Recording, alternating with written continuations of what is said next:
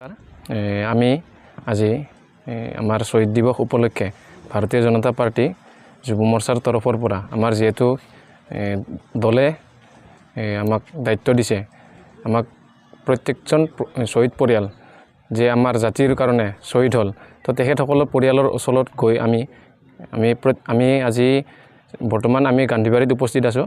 গান্ধীবাৰীত আমাৰ ইয়াত 4টা শহীদ পৰিয়াল আমাৰ আছে ইয়াতে। তো আমি তেখেতসকলৰ ঘৰত আহি পেলাই কৃতজ্ঞতা পত্ৰ এখন আৰু লগতে আমি মানপত্ৰ এখন তেখেতসকললৈ প্ৰেৰণ কৰিছোঁ। আৰু আমাৰ 10 তাৰিখে যেহেতু শহীদ দিৱস আমাৰ গোটেই সমগ্ৰ অসমতে আমাৰ শহীদ দিৱস পালন কৰিব। তো তেখেতসকলক যে আমাৰ তেখেতসকলৰ পৰিয়ালে যি ত্যাগ কৰিলে তো আমাৰ যুৱ প্ৰজন্মই জানিব লাগে যে তেখেতসকলে আমাৰ জাতিৰ কাৰণে কি কৰি থৈ গ'ল।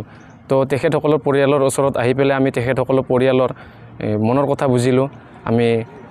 আৰু লগতে আমাৰ যে আমাৰ ইউথখিনিক আমাৰ তেখেতসকলৰ যি ত্যাগ তো তেখেতসকলৰ পৰিয়ালৰ পৰা আমি জানিব পাৰিলোঁ সেইখিনি। বিধানসভা হিচাপত আমাৰ তামোলপুৰ বিধানসভা সমষ্টি হিচাপে আমাৰ 6 গৰাকী আমাৰ শহীদ পৰিয়াল আছে।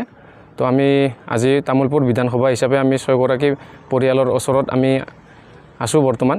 আৰু আমাৰ 2টা শহীদ পৰিয়ালৰ ওচৰত আমি গৈ আছোঁ।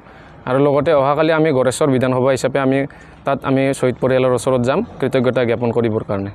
লগত উপস্থিত আছে ভাৰতীয় জনতা পাৰ্টি তামোলপুৰ জিলা সভাপতি আমাৰ ভিক্টৰ কুমাৰ দাস ডাঙৰীয়া, প্ৰাক্তন আমাৰ MCLA গহিবাৰী সমষ্টিৰ প্ৰাক্তন MCLA হেমন্ত কুমাৰ ৰাভা ডাঙৰীয়া আছে।